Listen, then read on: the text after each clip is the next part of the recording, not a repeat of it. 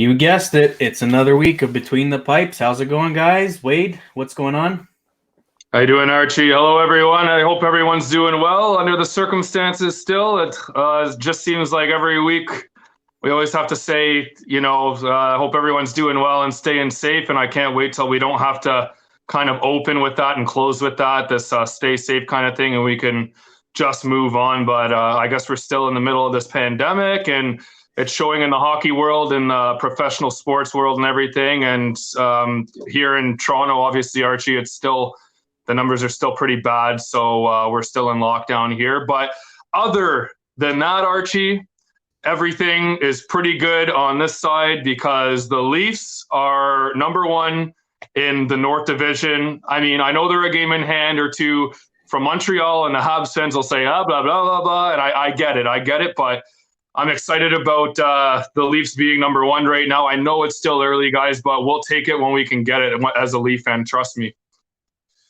You know what? And it's funny because I was thinking myself that, it's a little early, but is it really? Because this is a short season. It's kind of like 56 games, bud. Right?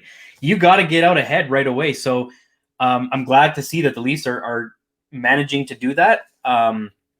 Some wins have been a little bit, by the skin of their teeth, but they're making it happen, which is good. And there's a little surprise, like a few surprises in the standings. We'll look at the standings in a bit, but I mean, yep. I feel like I was expecting things to be a little different in some of these divisions. So before we get started, we'll kick things off with some sad news. This week, the Leafs lost George Armstrong at the age of 90. Huge part of this team and its history. He was the last Leaf captain to raise a Stanley Cup, 21 years as a Leafs player, 4-time Stanley Cup champion, inducted into the Hall of Fame in 1975. And just as we discuss a few things about him, you can see here, this picture gets me. It's one of those incredible images and moments. I mean, both these guys now departed, no longer with us, and hopefully having a great game of hockey up in the skies. Two absolute legends for the Leafs. Again, George Armstrong, born in 1930, gone this year. Another image that just gets me, and one that you'll never forget when they honored these guys in the centennial season. I mean, obviously, we didn't get to see this guy growing up, but the stories, I mean, he's in Legends Row. He's the captain of this team. 21 years, man. What do you think about that? Well, I mean, obviously, buddy, it's sad, man. It's sad when these legendary players for these franchises, especially a storied franchise like the Leafs, passes. I mean, it's just crazy, Arch? Like 67 was the last time that a cup was raised, and George Armstrong was the captain. He won 4 cups for the Leafs. And I mean, my dad was 5 years old when that happened. My dad is going to be 60 in the next year or two, right? So it's a long time. And what more can you say about George Armstrong? I mean, obviously a captain of the Toronto Maple Leafs, played in a time where hockey was everyone else still had side jobs and did it because they were passionate about it and loved what they did. And the different hockey that was played back in the day, I mean, like that was a man's game, man. I mean, hell, you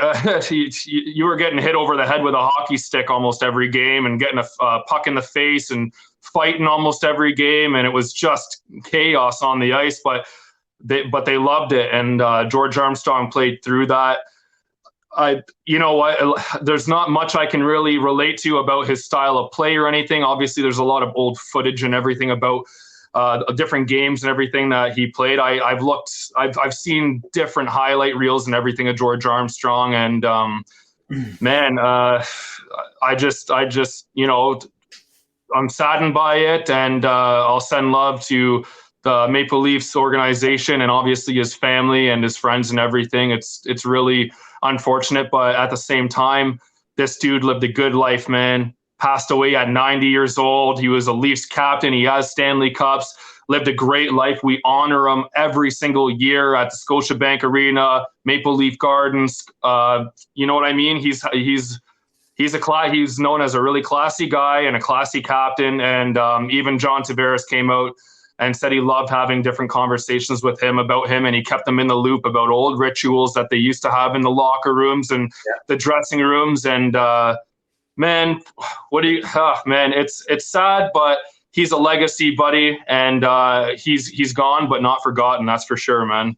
Absolutely. And you mentioned, 1967. We're entering year 55.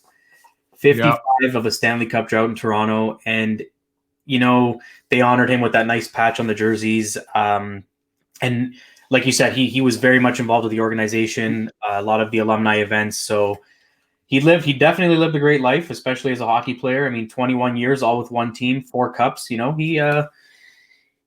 he enjoyed it. So rest in peace to him. And again, heartfelt message to family and friends and the organization. So that tops off. I feel like I've lost count of how many hockey players and other athletes have gone this year, but it's been quite the year, and already the start to 2021. But life is interesting, man. So around the league, we've got a few interesting things going on over the last couple of days, actually. So we'll start off with one of the big ones that we kind of discussed before coming on air that we don't really know much about, but Jim Rutherford resigns from the Penguins out of the blue after 8 years as GM. His reasoning was personal matters. We don't know no details. You kind of heard the same thing I did with relation to something about a potential trade that was in the works, maybe something he was trying to pull and did not get the support from anybody else. And maybe that was him saying, all right, well, I'm out. You guys figure this out. I can't fix this mess if you guys don't let me. So you don't hear about this happening, especially this early in the season, kind of like when things are really going and the Penguins aren't exactly having the best of seasons or the best of starts to a season. What are your thoughts? Like, what do you think? Do you think he's going somewhere else, or you think he's leaving the game? So even let's just rewind back. Hey, Archie, we were talking before. We're going to rewind back to the bubble. So the bubble last season, Jim Rutherford needless to say, he was pissed off, and he didn't like the way that the Penguins handled the bubble. He didn't like the players' attitude. He didn't like how everything kind of unfolded in there. I think that he felt like the players kind of just went in there lackadaisically and didn't really want to play. So they didn't have that extra elite kind of jump that Pittsburgh Penguins always kind of have in the league. And right away after the bubble, and they got kicked out by Montreal, Montreal had to fight their way to get in and make a playoff spot, whereas Penguins were already the solidified team in the East and one of the top teams of the East, like they always are. And just the effort level he didn't like. And if you recall, he said, and I'm not quoting him, but it was something along the lines of, I'm pretty disappointed in the team, and there needs to be some changes made, and some major changes made for the Pittsburgh Penguins moving forward. So let's fast forward to now. So just for anyone that wants to know, Rutherford, I think from what's happening in the media right now and the talks going on, apparently he wanted to make some kind of trade with either Chris Letang or Evgeny Malkin. Obviously, these guys are getting older. They've won their Stanley Cups in Pittsburgh. They've been part of the franchise for 15 years now or so, right? Both these players. And apparently higher up above them, Jim Rutherford's the manager of the Pittsburgh Penguins. Apparently higher up above them, whether it was the CEO or the president or whatever, they said hell to no. They don't want to get rid of Letang. They don't want to get rid of Malkin. They are pillars in the Penguins organization. I guess maybe they want them to retire there, or the deals weren't right. Who the hell knows? But I think Rutherford wanted to make some splashes. And once he brought them to the table, he got shot down and turned down. And look at the start that Pittsburgh's having this year. Not very good. And Pittsburgh is getting older. Sidney Crosby's still Sidney Crosby. They still look good, but he's not Sidney Crosby from 3 2-3 years ago, and prior to that, Sidney Crosby's going to be, I think, 36 this year, and Malkin's probably going to be 37. These players are getting older, man. They had a great core for a long time, and they've won Stanley Cups, guys. And I think Rutherford wanted to find a way to get back to that competitive level. And unfortunately, that's just the way these older teams kind of play out. I mean, I think that being said, just a quick little throw in there, I think Chicago's done a good job with their organization. But that being said, they have a lot of injuries with Nylander and Doc and Taze and what's going on over there. But Rutherford, man, I guess he just said, you know what, screw this. I'm going to resign if I can't help this team and make it a competitive team. And you guys just want to watch our team go down in the dumps, in the fires and flame, and wait another 2-3 years before Crosby and Malkin retire Penguins or whatever the hell the plan is there.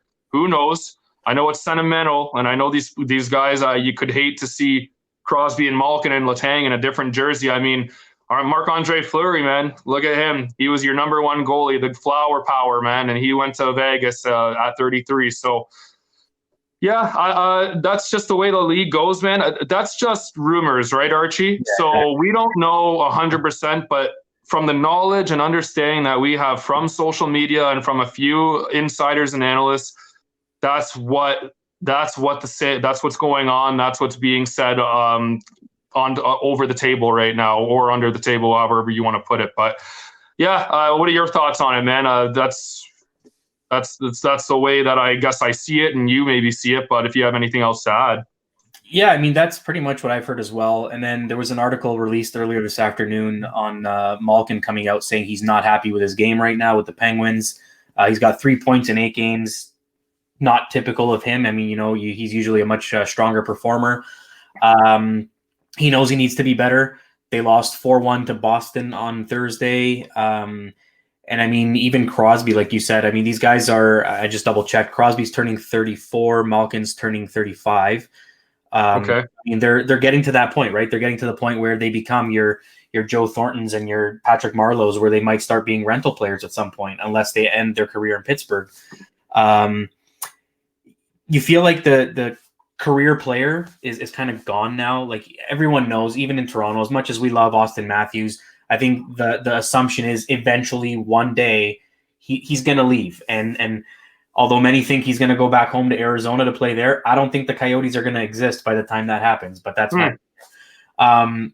But yeah, I mean, players will come and go, and we've seen it happen with several players leading a team, going back to a team for a chance to win a cup, and then going back to their original team. It happens. It's that rental rule that we know about, right? So it's definitely going to shake things up in Pittsburgh. Kind of, I know they have someone stepping in as interim GM for the time being, but they've made it clear they're looking for somebody to replace him immediately. So it's not looking like we're going to settle with what we have. They want a replacement. So I'm not sure what the GM pool is like out there, but they'll be looking to replace him almost immediately if the option's there for them.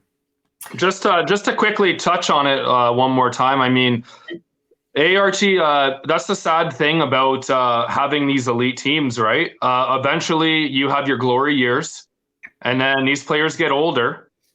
And, I mean, this is the time, too.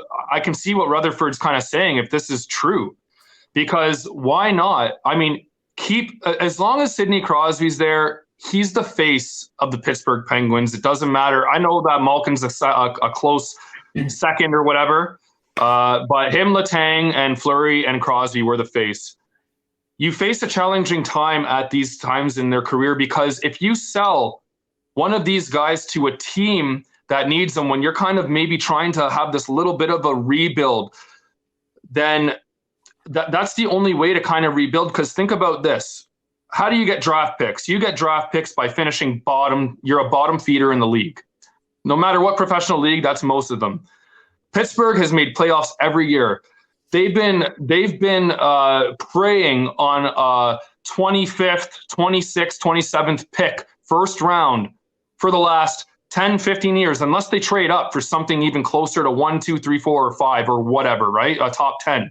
So when your team's in the dumps, like when the Leafs were bad in 2014-15, right? What happened? We sold off all our players. We got draft picks. We were finished at the bottom for a few years. Boom, you get Austin Matthews. Boom, you get Mitch Marner. You have these top 5 picks, first overall. That's where you build your team. Pittsburgh's in that spot where, hey, there might be a playoff team that says, hey, we want Malkin. We need a first or second line center. We want to do it now so he gets acquainted with the team. We'll give you our first round pick and we have the 9th or something. You know what I mean? And it's a 9th and someone else. And who knows how it goes, but it's really crappy, man. Just hey, man, I'm not gonna sit here and feel sorry for Pittsburgh Penguins fans, because me and you are Leaf fans. We've been through the runner and the ringer, and it sucks. And it sucks to lose, and it sucks to consistently lose for 55 freaking years. Okay, we've had good teams, but they're at that point. And hey, man, they got to be sellers soon, right, Archie? They have to be sellers soon. If it goes in a downward spiral this year and they don't find a way to pick it up, and I think Rutherford was trying to solve that problem. Obviously, they don't. So I guess maybe you just finish in the bottom of your division, and then maybe try to get those first round picks, maybe like a top 5 or 10 now for a couple of years consistently, and then boom, you have Crosby at 38 years old mentoring the 4th overall pick and the 6th overall pick from the last few drafts, and that's how you kind of hand off the torch, right? And who knows what the plan is, but I don't know. Sorry, I'm rambling, but lots to talk about when you go. Right? You know what, Pittsburgh, man, you have Crosby, Malkin, Letang, but you let go of Connor Sheary, who is one of their better players, and all you have now is Gensel, who's like a younger guy that can play well. But outside of that, who does Pittsburgh have, man? I mean, they signed freaking Cody Ceci, dude. Cody Ceci, they picked him up to start. Like, when would you ever think that Cody Ceci would be a starting defenseman on a roster for the Penguins? That's how you know shit's hitting the fan there, man. And like I said, outside of like the top 5 players on Pittsburgh, I really don't know any of those other players. Like they're a little bit older, and they don't really have that young skill and talent coming up through the pipeline right now, man. So they better watch it. And on top of that, Archie, who'd they trade for? They gave us our 15th overall pick for Amirov, right? Yep. And we gave them Kasperi Kapanen, who Leafs fans know. This kid, north and south player, speed. He has jets. Shorthanded goal, a little bit tough, but man, the kid can't hit the net. And he has trouble burying and finishing goals. So we gave him, they wanted him to come over. I think that was a big, I don't even know what they were doing there, man. Kasperi Kapanen was drafted there in the first place. Mm-hmm. And then the Leafs picked him up, and we traded over whoever the hell that was years ago. And they wanted him back. But I don't know. What's Kapanen have? Like 1 point, maybe 1 goal? I don't know. But Pittsburgh's in trouble. They got to figure it out. Maybe Rutherford is maybe he's a genius for abandoning ship like this point in the season, Archie. It might be a genius move because he can see what's going on. Yeah, and I mean, you're right. And it seems like they I was just looking up some things here. The Penguins and the Chicago Blackhawks, both teams I feel are in a similar boat. Both teams won. So Pittsburgh won the Cup 15-16, 16-17, back-to-back. Chicago won the Cup 2012-13, and then 14-15. So they kind of had a gap in between. Both teams probably should have started their rebuild then. Instead, they got older, and now it's like they're old. They can't keep up with the game. Sidney Crosby all of a sudden is not on every single night's highlight reel the way he used to. Guys are able to handle him now, right? Like they could beat him with speed. He's got strength. Don't get me wrong. He's still an incredible player, but the speed these kids have coming into the NHL right now is just unreal. And we're seeing it in Chicago. The team I feel bad for the most is Detroit. They've had decades of putting together the most incredible teams with deep drafts, deep drafts, hidden gems. They've been experts at that, but man, are they suffering, and they're back at it again this year, struggling to put together wins, and it's just the teams that you're used to seeing up top are suddenly just dropping like crazy because the rebuild wasn't done properly. And you said it. Us Leaf fans have how many years have we said maybe next year we'll get them next year? Hey, we got them next year. You know what I mean? It's like, when does that stop? So finally, I feel they've done a really good job putting together a team from when we were really bad. And I'd say not even as a Leaf fan. I mean, yeah, it's early, but you look at the standings and you look at us winning games. Yeah. There's no reason why we can't be considered contenders this year. So that's kind of part of that whole rebuild thing. And everybody's still burnt about, salaries and this and that. But you know what? The guys that get paid to make those decisions, they knew what they were doing. The math made sense. It added up. They've got their players. They've got the line. And if anything, the only thing complicating things for every team right now, and it's our next topic, is COVID. We saw it happening with the NBA, with the NFL, and now it's kind of trickling into the NHL as well. Recently announced this afternoon, late in the day, Vegas and San Jose, their games have been postponed because of COVID. 4 members of the Vegas team, including 3 coaches, tested or not, didn't test positive. They've been put on the protocol list, which is basically could be a combination of testing positive or contact tracing. So they're taking the proper precautionary measures and making sure that, if the opportunity of someone getting it is there, they're not taking it. So we've seen it happen. We saw Dallas had a really late start to the season. Not that it hurt them. We'll get to that. But we're starting to see a bunch of games getting rescheduled. Hopefully it won't get too out of hand, because a lot of people were asking, at what point does this start to complicate the schedule when you got to suddenly reschedule a bunch of games? An interesting number, I didn't even realize it, that we've already played almost 120 games this season because it's been so jam-packed. So there's a lot going on, not much time to kind of breathe in between each game and each night. It is a little weird that we go from like 14 game nights to 1 game nights like tonight, and then back to another 14 game night tomorrow. So they had an interesting way of scheduling. I think they maybe took into consideration in the event that games needed to be pushed. These were the days that were going to make it happen. So I'm sure there was a method to their madness with that. Also, another thing just to mention, earlier this afternoon, Minnesota Wild, Kevin Fiala suspended 3 games without pay for his board hit on Matt Roy of the LA Kings on Thursday night. I believe this is the first big suspension this season when it comes to a dirty hit per se. Happened in the second period. He was assessed a major and a game misconduct for boarding, and now he's out for 3 games. So I've seen a lot of questionable calls, questionable plays. I didn't see this hit, but apparently it was pretty bad. So he's gone, 3 game suspension and forfeiting $70-something thousand in salary as a result. So yeah, COVID is definitely impacting things. We've seen, I think it was San Jose that played a couple games in Arizona because the COVID bylaws and whatnot that was going on over there prevented them from playing in their home rink. So they still made it work, and now, of course, their games are delayed with Vegas, but for other reasons. Moving forward, we talked about this last week. It is finally over. Pierre-Luc Dubois, gone. You called it. Trade him. Move him. What you got to do. My goodness. You don't want that in the change room, and that's exactly what happened. So we saw Dubois and a 2022 third-round pick going to Winnipeg in exchange for Patrick Laine and Roslovic. And Patrick Laine's got to wait. And I was looking into this earlier. He's got to wait till at least Tuesday is the earliest he can get in, as long as he doesn't test positive. He needs two negative tests in order to come in on Tuesday. Yeah, so he was in Ottawa for some reason. I guess he was trying to speed up paperwork, but he was basically working on getting his work visa to be able to legally work in the U.S. and make a living and an income.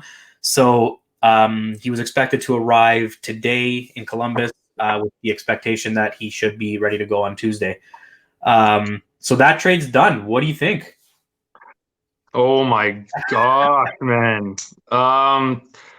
Like you said, Archie, I knew this was going to happen. It happened. What I think it was like Saturday or Sunday, like a couple of days after I Yeah. said last podcast.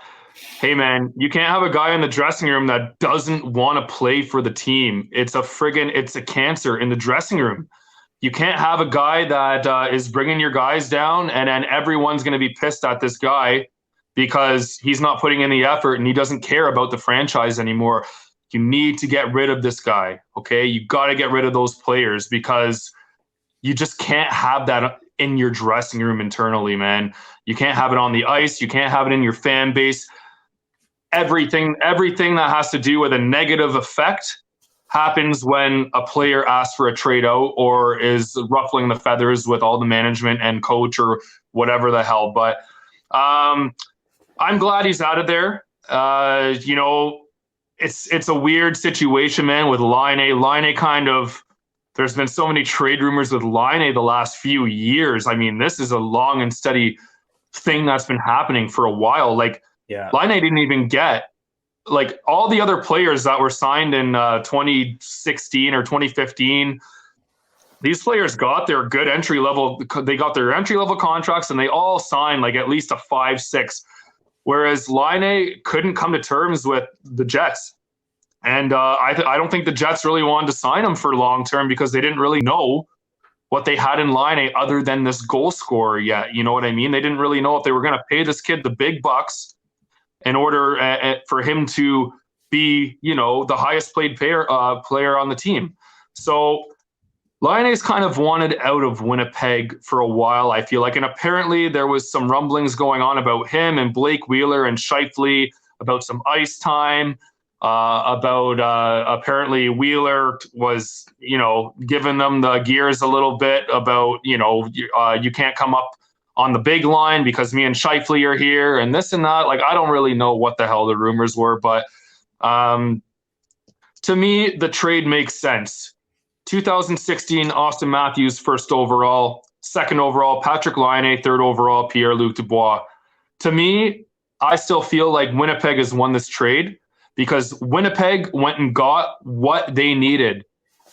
They got a star as arguably a first, second line center, right? Mm-hmm. You have Scheifele now. Now you have Dubois. And then you have Stastny and Adam Lowry. Like, the list goes on. And then on top of that, so you solidify that middle spot. Then you have Ehlers on the side. You have Kyle Connor. You have Wheeler. You have a couple of these players, man, that their top 6 is actually looking pretty dangerous now. Hellebuck's a great goalie. Aside from Winnipeg's defense needs work still. Bufflin hurt them a lot, and Jacob Trouba hurt them a lot. Those were their top 2 guys. Mm-hmm. And they just Trouba didn't want to be there, and Bufflin all of a sudden 2 years ago didn't show up at training camp or whatever it was. So I think that Winnipeg Jets got a good player in Pierre-Luc Dubois. He's more of a well-rounded player, 200-foot guy, has grittiness, 6'3", 215 pounds.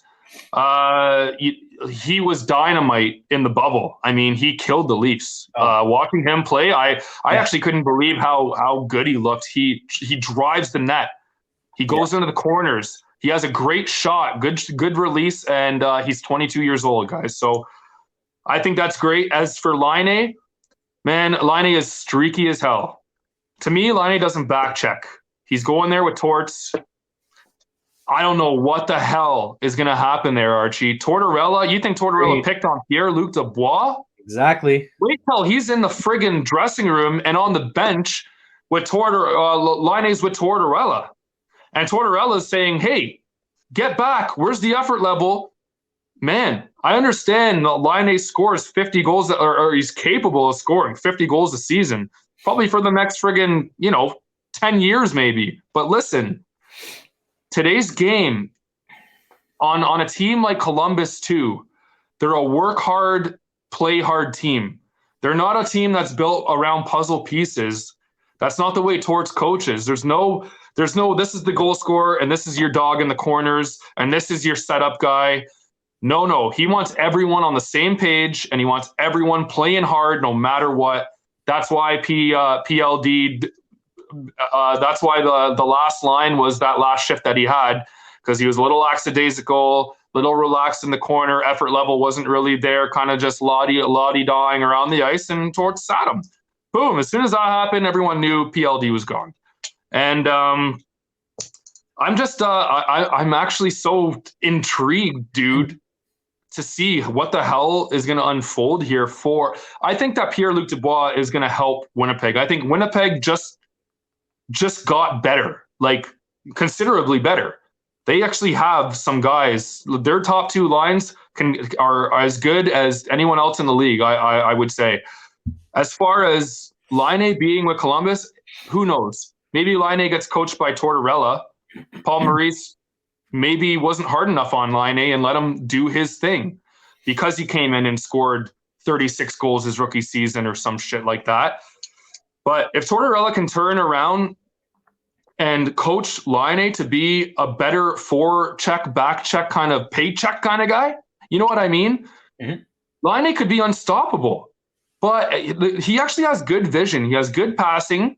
When he doesn't have a speed burst, but when he builds speed, he's good. He gets around guys, he gets a shot off, and he's dynamite on the power play when he gets the puck in the slot over there on the left-hand side, right?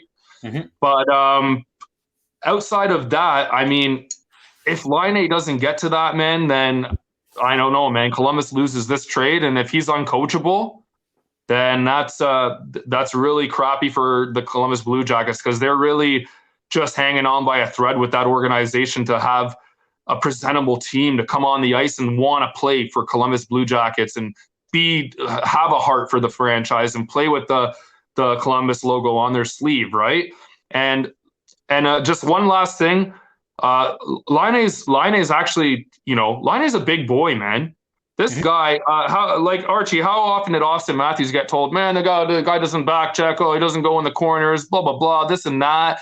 He should use his size. Well, Matthews has learned, and it's been a few years now that Matthews has really picked up that 200-foot game, and he's a phenomenal center in the league. And I would say he's a top five or six center in the league, okay, with his 200-foot play. He's great in the offensive and defensive end. Laine is a big boy, I think he's like 6'3", 225 pounds. This kid should be able to go into a corner and win a friggin' puck battle too, right? He should be able to do 6'5", 206. Big boy. Okay, 6'5", 206. This kid is a big kid, man. Mm-hmm. When you're a winger, you got to be able to at least go win a couple puck battles. I mean, we're not talking about Patrick Kane, who has magical hands, okay? We're talking about Laine. Hands are decent. His shot is what makes him the money. He's got to get open, but he needs to create for himself, man. And he needs to, like I said, he needs to think about the game defensively, especially on a team like Columbus, before offensively, and then things will start happening. It's going to be interesting to see what Tortorella does with him. I feel like it's going to be a clash, man. It's going to be they're going to bump heads, and we'll see what happens. But I mean, Laine looks excited to go to Columbus, and Columbus organization happy to have him. Second overall pick. Guy has a ton of goals in the last 5 years. So we'll see who wins the trade as of right now. My prediction, and just from what I've seen, I think Winnipeg Jets they went from here just to right there, man. They just got a little bit better, and Pierre-Luc Dubois is a hell of a player. Yeah. What about rambling on again, bud. This is it's a pretty crazy week, man, for hockey. This is a blockbuster trade, man. This is one of the biggest blockbuster trades in hockey in the last 10 years, I would say. You're talking about the number 2 and number 3 overall picks, who are both 22 years old, and they're just swapping teams because they've had internal problems with the coaches and management or players. So it's a big deal, man, and I hope the best for both players. But I mean, I didn't want Pierre-Luc Dubois to go to the Canadiens, because the Canadiens are just on fire right now. I'll give credit where credit's due. They're looking good. But I did not want Pierre-Luc Dubois to go to the Canadiens. I would have rather have seen him, dude, not in the North Division, but he's here. We're going to see him in Winnipeg. Winnipeg's center depth and forward depth just got better, and it's going to be a little bit more of a hell of a game now when Toronto faces them. So it'll be fun to watch. 100%. And another guy we had talked about last week, Lafreniere, finally gets on the board with the overtime winner last night against Buffalo. 1 point. It's a goal. It was a nice one. It was a 2-on-1 in overtime. I still don't think this is suddenly going to become a floodgates are open situation for him. I don't know that they're utilizing him properly, and I'm not sure that he even knows what his role is on this team. Rangers fans will, they keep ripping me apart when I say they made a mistake. I stick by it. I think they definitely should have traded that pick to take the 3 and 5 from Ottawa. I don't think Lafreniere is a good fit for the Rangers team. Maybe I'm wrong. I don't see it. Personally, I don't think he's not going to turn out to be an Austin Matthews. He's not going to turn out to be a Sidney Crosby. He's not at that level. And people say it's early, but that's the thing. When you're a player like that, you are hungry out the gate. Austin Matthews lost in his first game, but scored 4 goals. You know what I mean? Yeah. You're hungry. You want to make sure that you go out there and you are an impact player from the start. In a shortened season, it's a little different. There's a little more pressure on you, and I get it, COVID, this and that, but you got to show that you are that number 1 pick. And right now, I mean, what's his name? Alexander Daigle was a number 1 pick too, and what happened to him? You know what I mean? So I still don't think he's going to be that big of a deal. Everybody's kind of up and down with him, and they're kind of on the fence. He scored, hopefully for him, for his own sake, and for everybody else in New York. He'll continue that now. Real quick here, what do you think of Lafreniere? Do you think he's going to pan out to be that superstar number 1 pick or not? Archie, I don't disagree with you too often, buddy, but I will here tonight, right now. Alexis Lafreniere is a superstar in the making. This kid has the it factor. I'm telling you, he's as close as a generational player as you're going to get. I don't think on a McDavid or Matt, maybe, I don't know, not on a McDavid and Matt. Like, I don't want to put McDavid and Matthews in the same boat right now, because obviously point wise, McDavid's had, 30, 40 more points than Austin Matthews in, consecutive seasons. So McDavid is the generational player, just like Crosby was, just like Lindros, Lemieux, Gretzky, stuff like that, right? But listen here, I'm going to let you know why I think Alexis Lafreniere is having trouble blossoming. And it's because of this, Archie. When is the last time a playoff team with players that are good, that already have superstar talent, when is the last time they had the first overall draft pick come into their organization and play on a second or third line? Dude, when you get a first overall pick in hockey, you know why you get that first overall pick? Because your team is garbage. It's shit. You've been crap for a few years, and finally you got the first pick. When that first pick comes in, Lord help! Like, that's what happens, bro. First line, first power play, because there's no one else. You're with all these bums, man. You're trying to grow. You're trying to expand. Alexis Lafreniere walked into the New York Rangers, who made playoffs last year, who have a good team this year. You're talking about Zibanejad. You're talking about Panarin. You're talking about the bread man, okay? Arguably one of the better goal scorers in the league right there. You have Chris Kreider. Who else do you have there? You have a few. I don't know if Brassard's still there, but you have these guys that are have been on the team, and they've already kind of have those spots and have that role on the team. So when you have Alexis Lafreniere coming in, he's not getting that right away. So where Austin Matthews, dude, you know why Austin Matthews scored 4 goals in that game? Because he was playing first and second line center minutes, man. And that's the same thing with all these other crappy teams that get their first overall pick.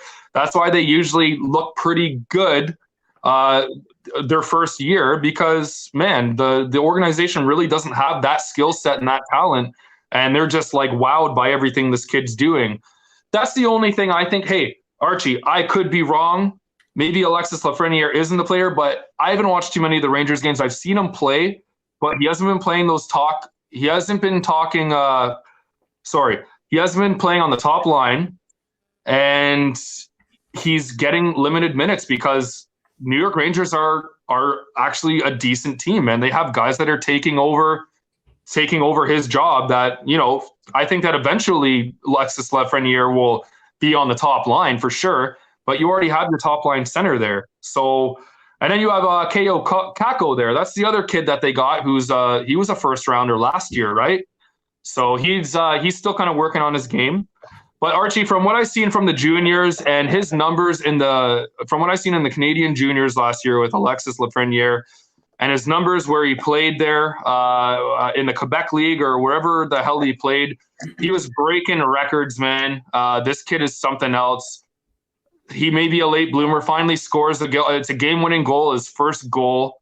I think he still just needs a little bit of time to kind of adjust to what this organization is, where they want him to play, because, like I said, usually a first overall center comes into the league, or he's not a center, but usually a first overall pick with the hype like Lafreniere come into the league and they go to a shit team and automatically they're like on the first line, man, like just put there and on the first power play, which he's not getting yet. So we'll see how it unfolds. It's still a little bit early. I mean, in a 50-60 game season, I know it's not too early, but still NHL started like 2 weeks ago or 2.5 weeks ago. So we'll see what happens, but I think Alexis Lafreniere is going to really surprise some people. And I got him on my fantasy, and he better start putting up some friggin' points because I took a shot on the kid, and he's got me one frickin' goal. So Bakley just chimed in, and Bakley says he will be good, but not on that team. And I kind of agree. I have a feeling he's not going to be a Ranger for a long time. I might be wrong again, but something tells me they may utilize him in a move that might improve them more. I mean, the Rangers also have Adam Fox, who was another pickup for them, and him too. These are names that we heard a lot last year. We haven't really heard these guys stand out this year, but I guess you can argue it is still early. Speaking of early, the Dallas Stars did not start the season as early as these other teams did because of COVID. But since they started, they are 4-0. And they are scoring goals, man. Last night, I think it was 7-3. They're just bowling over teams and looking exactly the way they did at the end of the bubble in the playoffs last season.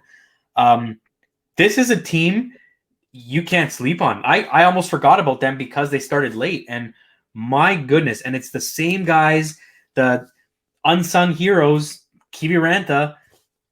I still don't know who he is, but last year was huge for them in the playoffs, and he started off again this year. And they're 4-0, and like I said, scoring goals. They play Carolina tomorrow, and I wouldn't be surprised if these guys go on a real hot streak to start it off. They had a little more time to kind of practice and gel as a team and see what everybody else is doing and watch more tapes, I guess. But how do you feel about Dallas? What do you think? Man, call me crazy, but Dallas in the bubble had so many injuries going against Tampa Bay there. And I truly believe that Tampa would not have won that series as easy as they did. Mm-hmm. I think it might have went to a game 7. Did they win it in like 5 or 6? It was something like that, right? But Dallas was injured, man. And even this year, they started out Seguin's injured. Jamie Benn's now injured, but these guys, Kudobin stood on his head. Out of nowhere, this guy found his rhythm, found his game. Now he's unstoppable. He stops everything. He's a wall. And, you have a lot of good veteran leadership there, man. And the Jamie Benn, Tyler Seguin, even though he's injured, Jamie Benn's a little bit injured now too, but he was playing most of the games so far this year. But you have Pavelski there, man. Dude, Klingberg in the back. You have this Heiskanen kid who's a phenomenal. Yep. Dude, you got a lot of friggin' talent on that team. But here's the other thing about that team. They're big, man. Yes. They are big. They crush you. When we faced them last year a few times, I was like, what the hell? These guys play you hard in the corners, man. like they were kind of just ragdolling the Leafs last year. And they're a heavy hitting team, and a lot of like they're just like they're strong on the puck. They're really strong on the puck. They're a big team, and they got goal. Finally, they got some good goaltending there. And Dallas Stars are a threat, man. They're a team to look out for. Like I said, man, I think that it would have been a crazier Stanley Cup final if they didn't have all these injuries, because they were missing about 4 guys. And even with missing 4 guys last year for that series, I think 2 or 3 of them were playing with broken ribs, wrist injuries, neck injuries. So, that's just the way that hockey goes. Obviously, the healthier, more skilled team wins in those situations. But I think if Dallas was, 100% healthy, they could have won a cup last year. And I think that they know that, and their leadership guys know that. They have young talent in there. They got good leadership quality guys, and they're going to make noise this year. They're a good team, man. So look out for Dallas. It's no surprise to me that they started out hot. The only way that they weren't going to start out with like a good record was if somehow they came in and they still were trying to figure out they didn't really have exhibition games or nothing, and they were obviously behind the league and try to get back to game time speed. But obviously they didn't miss a step. So yeah, I'm glad that we're in the Northern Division. Just to say, there's some teams that I hate facing Boston still. Dallas is a juggernaut. I still think Dallas is really good. Vegas, Tampa Bay still really good. There's still a lot of great teams out there. Capitals. And Toronto and Montreal seem to be on the right route and the right path for the Northern Division. But look out for Dallas, man. They're a team that I've never hated just because it's the Dallas Stars. And I mean, I just remember Mike Modano back in the day, man. And I used to like watching him play. A good American player too, one of the best. And man. Go Dallas Stars for the Dallas fans, man. I wouldn't mind seeing them go back up there, man, because they've been knocking on the door for a long time, man. Like for the last 5-6 years, they've had a good team, and they deserve to be where they are. They built well, and I hope to see them in the playoffs, and it would be cool to hopefully maybe even meet a team like that in the finals, because it would just be a battle and a war. So we'll see what happens. And also, being a Canadian, I like Sagan, but totally love Jamie Benn. Huge Benn fan. Guy will drop the gloves. Guy scores goals, good playmaker, but he's loud in the room. He's the captain, and he's an all-around good friggin' guy, man. So I definitely really like Jamie Benn on the Dallas Stars. Absolutely. What about you, man? What do you think of Dallas, bud? They're dangerous, man. And Pavelski, 36 years old, he's got 9 points in 4 games. Like ridiculous, man. 9 points in 4 games, and he showed no signs of slowing down last year during the playoffs. So it's exciting to see guys like him find this burst of energy and skill and talent that they still have kind of buried in the back there. So huge for them. And Khudobin, he's got a 0.99 goals against average right now. Like I know it's only 4 games, but that's a hell of a way to start. That's for sure. So it'll be a nice thing to see. I agree with you. I like Dallas. I've always liked them from when they were the Minnesota North Stars.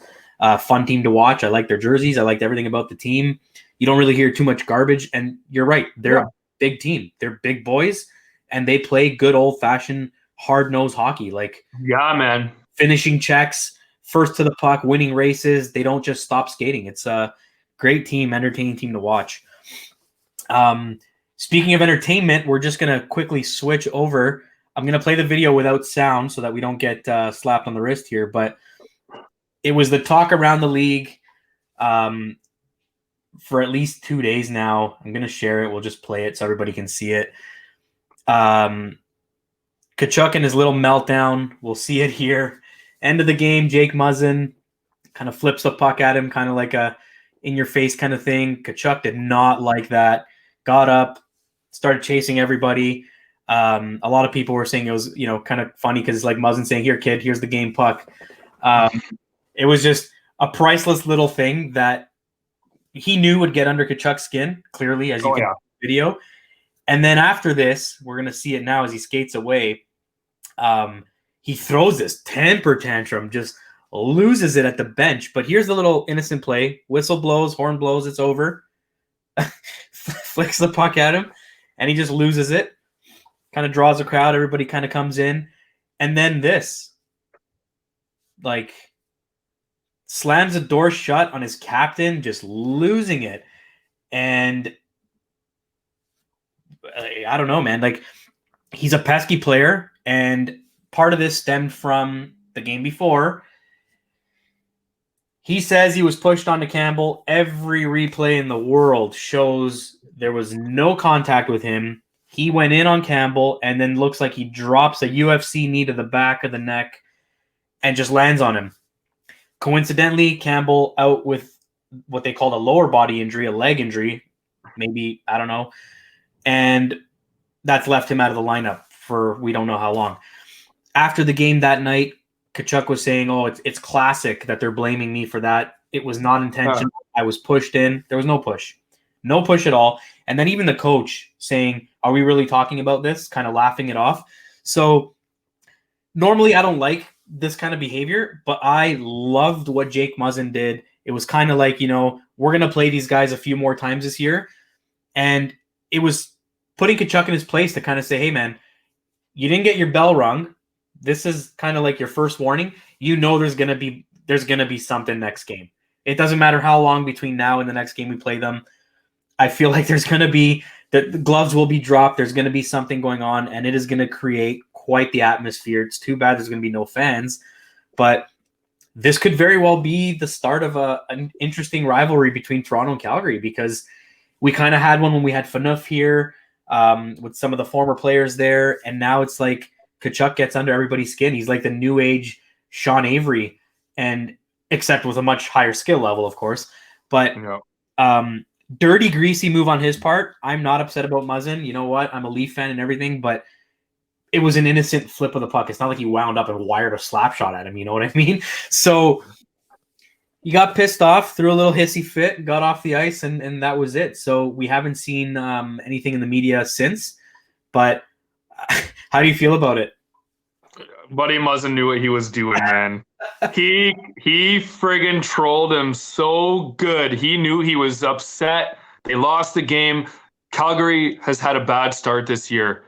I had Calgary this year as one of my top 3 teams. It was I didn't even have Montreal there. I had Toronto, Edmonton, and Calgary. I thought those were going to be the top teams, and then Montreal, and then Vancouver, or Winnipeg, then Vancouver and stuff. But anyways, that being said, Muzzin knew exactly what he was doing there, flipping the puck at him at the end of the game. He knows he's an emotional player. Apparently, Matthew Tkachuk is the next captain of the Calgary Flames, is what is being said. He's that type of leader guy. And Muzzin's known for doing little things like that. I mean, I'll never forget when we got Clifford. We got Clifford over, and he did an interview before he even played a game for the Leafs last year.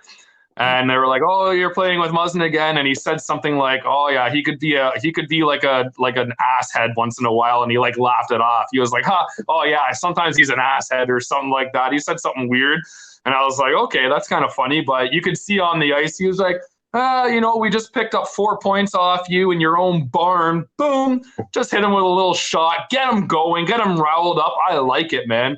That's the shit that starts rivalries, and Muzzin just knew that he was going to flip out. And who knows?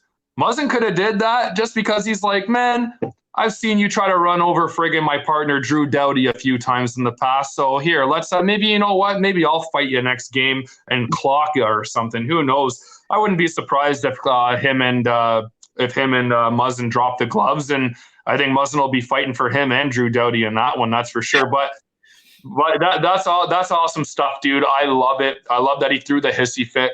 I saw his little brother last night or the night before. He walked off the ice too after a fight, and he had a little bit of a hissy fit too, talking smack to the bench, walked off, blah, blah, blah. I mean, the Tkachuk brothers they're good for hockey. They're entertaining. They're great players that are going to fight. They're going to drop the gloves. They're going to have a lot to say in the media. And, yeah, man, as far as that, I can't wait now, Archie. Like you said, next time we face Calgary, to see what resurfaces and unfolds is going to be a game to watch, man. It's going to be exciting. I can't wait. It's going to be entertaining, that's for sure. Oh, yeah. So as we look at standings, overall, I pulled it up on my screen here. I mean, yes, it's early, but it feels real good to see the Leafs on top. Overall, all 4 divisions, we are up there. 1 point ahead of Washington, but we're up there. And surprisingly, we have yet to go to overtime. Oh, no, sorry. We won in overtime. We've yet to lose in overtime.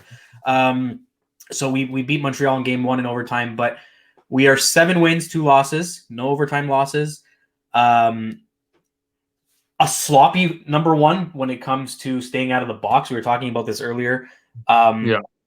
They were in the box last night, and I get it. It's the referees that are just horrible this year too. 7 times on the penalty kill last night, and all this does is increases our penalty kill percentage. But man, they got to stay out. And one of their biggest problems last year too was getting in the box with bench minors. Too many men on the ice. Bush League penalties that should not be happening that often in the NHL, whether it be a communication issue on the bench or guys getting too excited to get on the ice or get off the ice. But they got nailed a lot for bench minors last year. I've seen a few delay of games this year with the puck going over the glass there that has hurt them a few times. But suffice to say, they're sitting on top of the league, comfortably up there in the north, with Montreal just behind them, Winnipeg kind of creeping up with Vancouver. My shock in this is Ottawa, 3 points, sitting dead last in the NHL on a 5-game losing streak and a -19 goal differential. They are struggling. They got tougher, but I guess they're not hard to beat, clearly. So that's a shock to me. I didn't think they were going to be this bad. Like, what do you think? Ottawa, like, basement. Look at, man. Archie, we had Ottawa finishing last in the North Division anyway. We both did. We knew that they were going to throw in a couple sudden surprises, especially like against a Leafs team, because they've always just played us so well in the past, and for some reason they just play us so bloody hard. I think it's just that one thing that the Leafs have. Unfortunately, being a Leaf fan, every team that comes in your barn or when you're on the road, that team, instead of wanting to play 100% against you like any other team in the league, they want to play 110% because you are the Toronto Maple Leafs, and a big FU to that organization, because whether it's the Leafs, let's get them. But anyways, Ottawa definitely has that mixed potion of emotions against the Toronto Maple Leafs. So they always play us hard. And it always seems like that's the only bottom feeder team in the last few years that come into the Scotiabank place and will steal a few points from us from here and there. And we're like, why? We were on a 3-game winning streak and Ottawa comes in and beats us. What the hell is going on here? We're right back to the basics of playing right or whatever and playing better. Yeah, they started off. What did they do to the Leafs? They beat us the first friggin' game in the season. I said, oh, shit. Here we go again. Ottawa Senators and the Leafs, for some reason, they have our bloody number. They play us hard. They look decent. They were hitting us hard. They came out with fire. They came out firing. And then, I guess just like we said, Brady Tkachuk last night or 2 nights ago, a little bit of a tantrum and a fit. He threw too, like leaving the ice. He's frustrated at this point now. He's probably used to being on winning teams. Stützle comes in. He scored his first or second game, and I don't know what he's been doing recently, but this is a team. It's a young, rebuilding team. The expectations for Ottawa, I know that they made some moves and they brought in some guys, but really like outside of, Connor Brown, Stepan, and like Thomas Chabot, Matt Murray, those are your kind of like your key guys that you're bringing these young kids like Stützle and Tkachuk around. And then they have that Ryan kid who looks pretty good too. But they're in a rebuild, so it is what it is. They'll probably finish last again, and then bam, they'll get another, first overall pick at 1, 2, or 3. And then by that time, and that kid develops in another 2-3 years, Ottawa is going to be back as a really good competitive team. You just watch, like they'll be there. And it starts with Thomas Chabot, seriously. But unfortunately, it's just the way it goes. Ottawa is, just think of it. They were one series away from what was it? One series away from going to the Stanley Cup there in 2017, and they lost to Pittsburgh in Game 7. Or something like that. So, or to make it to the third round or whatever. But they, no, it was to go to the Stanley Cup, I think. No, and they lost. Yeah. Yeah. And they had they had Carlson, or not Carlson. Or was it? Yeah. They had Carlson there, and who else? I'm trying to think here. I guess Bobby Ryan was there. Hoffman was there. They had a good team, man. They had a team that was Kyle Turris was still there. Turris, They had a lot of their older guys there that played there for years, and they put together this team. And unfortunately, they had that issue with the defenseman and Hoffman there. And that's just the way that things unfolded. And now they're on this rebuild, and it's going to be a few years. It's going to be a few years, Archie, and they'll be up there. But as of right now, they're the weakest team in the Canadian division. And I'll tell you what, Vancouver doesn't look that hot right now either. I think that they were just they were riding the wave last year of they got their confidence last year about midway through the season. They carried it into the bubble, played well in the bubble. No expectations were really for them either, but I'm looking at Vancouver now, and all I see is Pedersen, Besser, and Horvat, and Quinn Hughes on the back with Braden Holtby, who hasn't really looked the greatest in the last year or so since winning the Stanley Cup. So, and they lost Markstrom to Calgary. I don't know, man. I think Vancouver. I had Vancouver as a top 4 team as well, and they're kind of looking a little bit like their depth is really hurting them right now too. So Vancouver and Ottawa right now kind of sitting at the bottom, and that's just the way it goes. And Ottawa or Montreal and Toronto on the top. And I guess we still don't really know what we're looking at with the Edmontons and Calgarys and Winnipegs. Like Winnipeg still needs Pierre-Luc Dubois to come in there and start playing with the team. And then you have Edmonton, who, man, Edmonton is just, what the hell, man. You have the generational player. He's coming into his 6th year on the team, and you're still having this trouble. You have no depth. You have Draisaitl, McDavid. You have Ryan Nugent-Hopkins. And then you have Darnell Nurse on the back end with Larson. I mean, what the hell, man? They're in trouble too. Now their goalie depth is all messed up. They have this Koskinen guy. Mike Smith goes down with injury already. I don't know, man. If you want to see a player walk soon, Archie, I wouldn't be surprised if it's Connor McDavid in the next few years. Because if they don't make playoffs this year, I give it next year for them. I give it this offseason if they don't make playoffs for their general manager to do something, shake it up really good, and put something on the ice that's gonna put a team on the ice that's gonna bring them to playoffs. But man, they just their depth is really lacking right now, and I don't feel bad for Connor McDavid, but look at Edmonton, man. 4 first overall draft picks in the last decade, and what have they done, man? They made playoffs once or something. They're in trouble. They got a lot of work to do. I just spiderwebbed off the Ottawa Senators, but yeah, Ottawa's going to finish last, I think, in the league. That's what we predicted, and we're starting to see it now, right? Yeah, and it's funny you mentioned that about the Oilers, because the Oilers rocked the NHL world when they traded Wayne Gretzky, and if they traded, because there's no way McDavid would walk or anything like that, it would have to be via trade. If they traded McDavid, they would once again rock the NHL and I'd say even bigger, because the Gretzky deal was a big one, but it was kind of like it happened. He still won cups with them. McDavid hasn't won anything in Edmonton. Exactly. And it's like he was the next one. And the kid's got a ton of skill, but it's not winning anything. So for him to get moved, it would be the definite, like the blockbuster trade of all trades of our generation. That's for sure, because wherever he goes, he's going to be great. Like, and there's no way he's going to end up in a team like Ottawa or Detroit. You know what I mean? Like, he'll go to a contender, and he's going to make that contender go from here to here in an instant. So, wow, would that be something? And I can see it happening.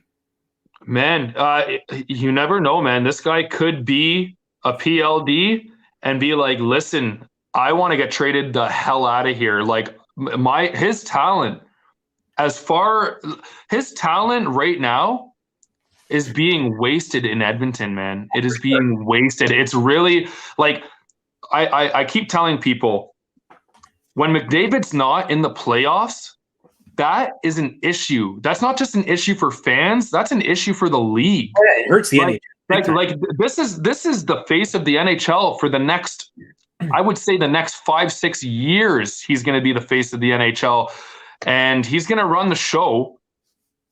And if he's not making playoffs, I mean, come on. Wayne Gretzky got traded out of friggin' Edmonton, but Wayne Gretzky already had however many cups, right? He already solidified his spot. He already wowed the fan base. Yeah, they were upset when he left, but he wanted bigger, better. He wanted more things. I guess he was hungry for other shit and wanted to play with certain players or whatever. And so whatever, I guess there was the rumors with his wife. He got together. She lived in New York. He wanted to go there to live. You know what I mean? There's all that kind of stuff behind the scenes of hockey itself. But I'm telling you, I wouldn't be surprised if I wouldn't see it this. I wouldn't see it this year or next year. But I'm talking maybe like 2023 season. If Edmonton's not looking right, like a quarter way through the 2023 season, I can see McDavid maybe saying, I got to get the hell out of here and win a cup, because he's going to be 27 or 28 at that time. He's going to be getting older. And then Edmonton, if they have no depth and they haven't made the right moves for the organization, why would you want to sign another long contract there? And I mean, I don't know, Archie. This is crazy, man. You keep Draisaitl and Ryan Nugent-Hopkins there. The only play, I mean, you can look at Alexander Ovechkin. He didn't win a cup until he was 32 years old or whatever, right? Played on Washington, went through hell in Washington the first few years, consistently made playoffs all for 10 years straight, and was starting to be called the choke artist. The choke, Washington was the choke team, never made it past the second round, couldn't do it, couldn't get by Crosby, couldn't get by anyone. And eventually he stuck with it and they won the cup. But that being said, Washington down the road made the right changes and they made the right trades. They had the Backstroms, they brought in the TJ Oshies. They developed Kuznetsov into the player that he is. And they just had a lot of depth. They had John Carlson come in and be a real juggernaut for them on the back end. And Braden Holtby played. Braden Holtby came out of nowhere, developed, and he was one of the best goalies around a couple of years ago. So that being said, you can stick with the team for as long as you can and be loyal to that team. But man, it's going to be hard if we don't see changes made in Edmonton. And McDavid should be gone soon, man. Whew. I'm surprised the same thing isn't happening, to be honest, right now in Chicago with Kane and Taves. I mean, Taves is currently out of the lineup, but same thing there. You got two superstars, absolutely talented juggernauts that I guarantee you if they went to any other team that's contending, they could very well make a run for a cup. It's not going to happen in Chicago. So, I mean, right now, and we don't really know the status of Taves and what's going on. There was some crazy rumors that were going around, and I mentioned to you the other day. I don't even want to mention it, but the rumors got squashed right away by Chicago staff. Again, we don't know what's going on with him. They know that he's still remains in the same shape. You know, he's not ready. Still feels the same way. Chicago claims they don't know more than what we do. They're not trying to keep anything secret. He's just not playing. And for anybody who didn't follow it, the rumor that had started was that he may have been diagnosed with ALS, which would be unreal. Not unheard of, though. I mean, it happens, right? It's something you don't want to see happen, but it does. And like I said, Chicago quickly squashed that and said this was not true, was not the case. Not sure where this rumor even started from, but it kind of circulated for a few days, and it wasn't even like a media person in Toronto released this. This was coming out of media in Chicago. So hopefully that is not the case, and we hope to see Taves back in the lineup real soon, because, I mean, he's another player, brings a ton of skill and talent to that team. And you don't want to see a career like his just come to a drastic and sudden end over something like this. It'd be really, really sad. But yeah, crazy. I mean, we don't know the status or anything like that, but he's still out of the lineup confirmed for the next foreseeable future, I guess. Yeah. So just looking at the East real quick, Washington surprisingly leading the pack on a 2-game winning streak without their 4 Russian guys that are still serving that ridiculous. They've been penalized for their COVID-19 breach, man. They're being disciplined for it and fined. So suspension. Yeah. So I mean, Washington's still doing good without the Ovi in the lineup and the rest of those guys. So good for them. I'm sure they'll be really happy to see those guys come back soon. Boston's up there. The Rangers again having a bit of a struggle as a team, sitting last in the East with 5 points. We'll quickly transition over to the West. Vegas sitting up top, Colorado right behind them, Minnesota right behind them, and San Jose sitting. That's surprising. Minnesota? Yeah, they're doing pretty good. They actually have, I was looking at some of the stats, Kirill Kaprizov is leading. Yeah, this kid's like lighting it up, eh? What the hell's going on? I've already seen like 2 big highlights from the kid. Yeah, he's leading the team. He's leading the league in rookies for total points. He's got 7. So he's doing pretty good for them. And surprised to see them up there. Nice for them. I mean, it's good for that. Good. You know what? Good for that organization, man. Like Minnesota Wild, another organization that I have nothing against. I have no hate for them, man. I hope they do well, man. I've heard that Minnesota's a really cool like hockey town too. So good for them. It's nice to have a nice young rookie that's doing well. Yep. And switching to the Central, we've got Columbus sitting up top with 9 points. Dallas is already second with only 4 games played, so I can see Dallas just taking off with this one. Yep. And again, Detroit sitting at the bottom with 5 points as well. Jimmy Howard announced his retirement officially the other day, so he's gone from the Red Wings organization. Based on what you've seen so far, has anything changed for you with regards to what you think, who's raising the cup at the end of the season? I mean, I'm a Leaf fan and everything, but I do think they have a chance. But it all depends on how the playoffs are formatted. We still have no clue how this is going to all pan out because Dallas scares me, man. I mean, if it was Toronto-Dallas, for example, in the finals, I don't know that Toronto has the sandpaper they need to beat a team like Dallas. We've got speed, but Dallas just has everything else. Honestly, Archie, it's way too early to put those predictions in. But if I were to put my prediction's going to consist of about 6 teams. It's going to be the Leafs for me, obviously. The Leafs, it's got to be Vegas, Colorado, Washington, Tampa Bay, and I would even argue, I can't believe I'm saying this, but I would even argue that the Canadiens could be there too. That is it's crazy to say that as a diehard Leafs fan, but I can't believe there's just something about the water that's being drank in the Canadiens dressing room, man. There's just something about it. It picks these players up and they play friggin' hard, man. They play so good. They buy right into Montreal's system, and then they're just like different players. Like, look at Toffoli right now, man. What the hell? Toffoli's a good player and everything, but he's on a friggin' roll. He's on a roll right now. He's up there in points for the NHL as well. So Montreal looks good. They're that heavy, fast, hard-hitting team, and they're playing the way that they always play, and they're going to do damage.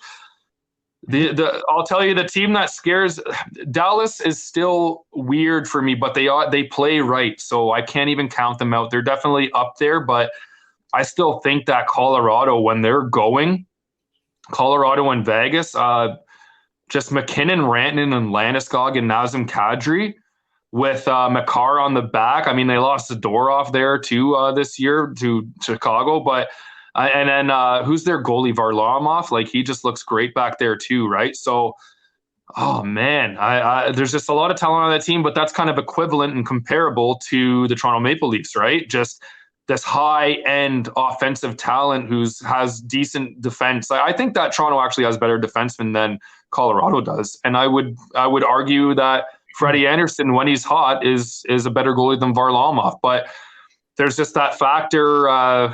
There's that factor, the McKinnon factor, man. When McKinnon wants to go, he takes over a friggin' game.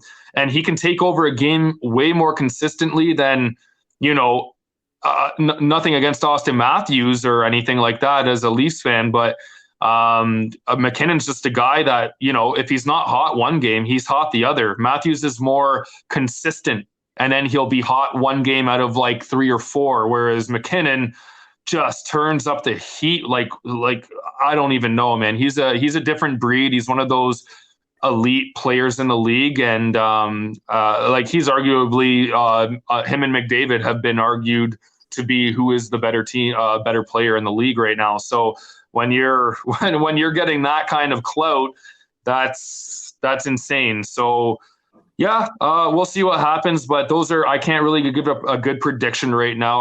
Kucherov is out all year for Tampa Bay, and that definitely hurts them.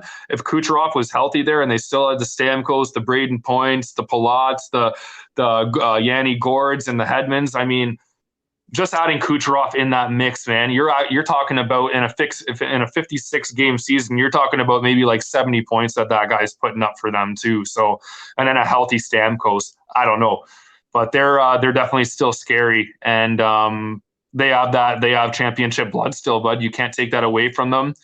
And the big players show up when they need to, like your Patty Maroon still signed another deal there and stuff like that. So we'll see. At the end of the day, Archie, what do we say? We say, go Leafs, go. When is our time? Is it this year? I hope it's this year. We'll see what happens. Say what you want. Haters will hate.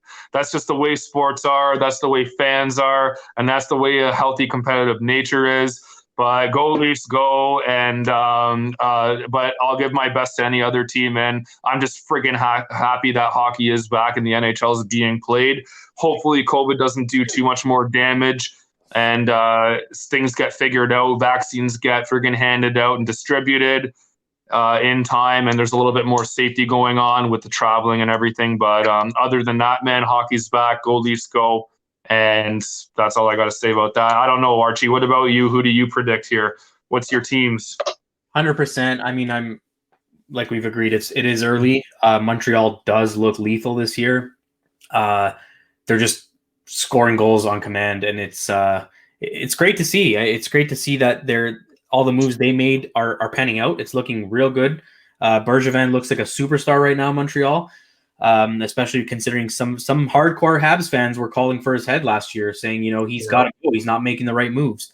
That Max Domi move right now is making him look like $1 million because everything has contributed really well to the team. So still sticking with my Leafs. We love the team, and slowly but surely, I think they're going to continue to improve. We're starting to see them gel better.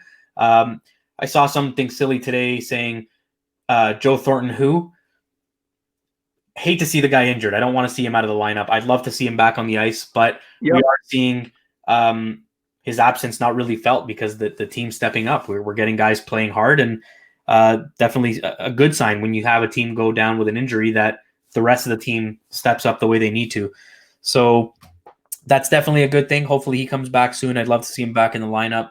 I'm going to go with Montreal as well, Toronto, and if I had to pick two on the other side, it'd be Dallas and Colorado. Colorado, like you mentioned before with someone else, they're knocking, and they've been knocking for a while. So it's a matter of time now before they get their shot. And Kadri continues to impress. He had another 2-goal game for them the other night. So it's anybody's game. It'll be an interesting final or playoff again once we know what the format is. But I'm excited either way. Like you said, can't wait to keep watching hockey. Next Leaf game tomorrow night. So I'm really pumped and excited. So that's it for us this week. Before we let you go, as always, social media. If you guys can follow, like, subscribe, share. To make it simple, just do what it tells you.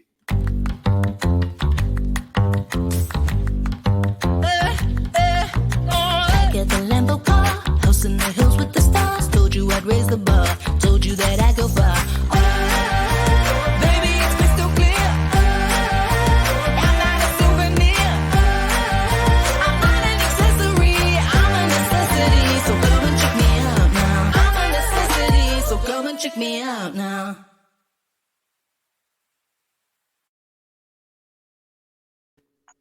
So there you have it. If you can show us some love on our social media networks, we're everywhere and anywhere you can imagine.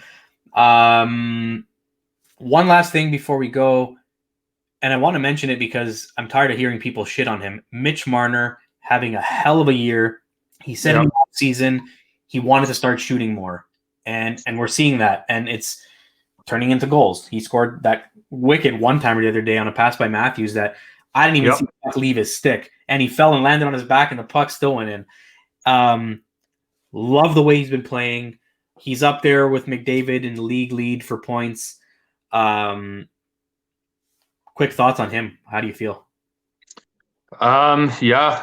Exactly what you said. Really surprised. We all know that Mitch Marner is a hell of a player, and he has a skill set that not many players in the league have, and that's like magical vision.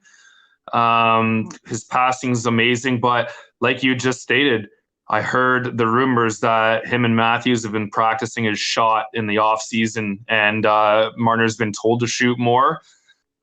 It's starting to pay off, man. I mean, this kid's shooting the puck. He still looks electric out there. He's a little bit more consistent already to the start of this year. He's a high caliber player, man. You can't make too many Mitch Marners. He's just what he does, the way he creates space for himself. Not a lot of players in the league can do what he does, where a player might have a second. Marner has about 1.8 or 2 seconds. So he has that extra time and space that he gives himself just out of nowhere. And he started, listen, it's another year older for Marner, and he's already been up in league scoring. He got paid big bucks for a reason, and he's been one of the top 15, 20 players in the league the last 3-4 years. So it's only a matter of time when this 22, 23-year-old kid really starts to be a top 5, top 10 player in the league, which he is right now. He's tied for McDavid with points.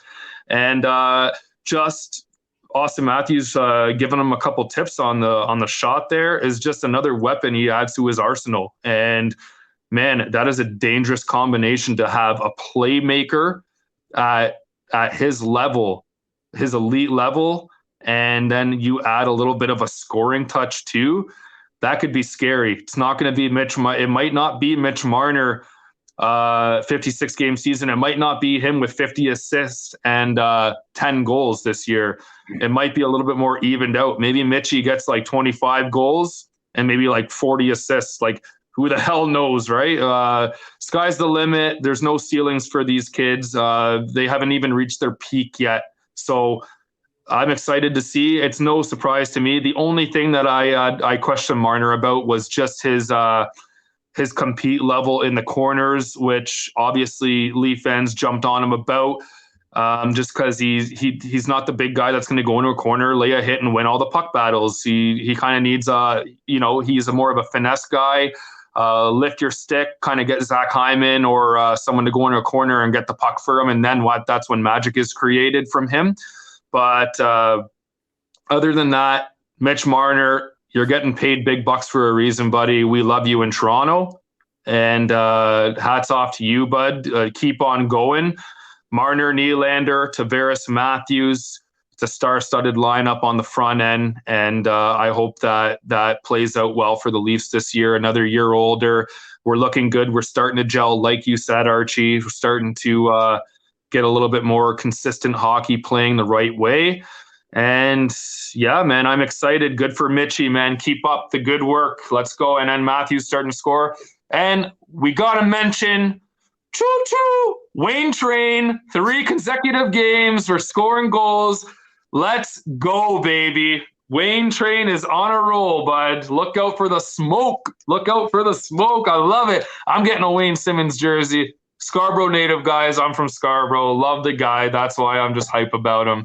Love his attitude. Love the player he is. And I'm just happy that he's being utilized the right way with Toronto. Sheldon Keefe has him standing on the first power play, right in his wheelhouse, right in front of the net, causing chaos, screening the goalie, deflecting pucks, tipping pucks. I love it, man. That's Wayne Simmons' game, and he's hard to move, man. So keep that up. I hope Wayne Simmons gets friggin' 30 goals this year. Let's go.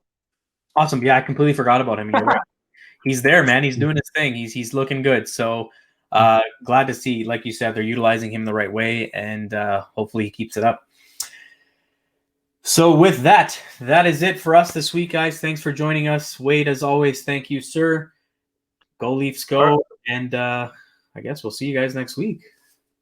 Archie, thanks for the show tonight, buddy. It's Friday night, as we say at the end of every show. Like I stated in the beginning of the show, everybody stay safe. COVID-19 is still at large. Wash your hands. Make sure you sanitize. 6 feet apart, socially and physically. Let's all get through this. We're all going to have to get through this together. Just do your part, and hopefully we get back to normal as soon as possible. But spread love everywhere, guys. I love everyone, man, and hockey's back. We're talking about it every week now, so catch us next Friday. We'll be here again 7:30 talking about the latest news and what in the latest hockey content. So again, always thank you to Archie over here. Oh, it's this guy right here. He's the creator. He's the host. He's the guy that runs the show, guys. He's the heart and soul. Without him, the show doesn't happen. So thank you, Archie, for getting everything up and going. You're a wonderful host. And I will see you next week, sir. Have yourself a wonderful weekend. And everyone else, the same to you. Have a good weekend. Stay safe. Thank you, as always, Wade. And we'll see you guys next week.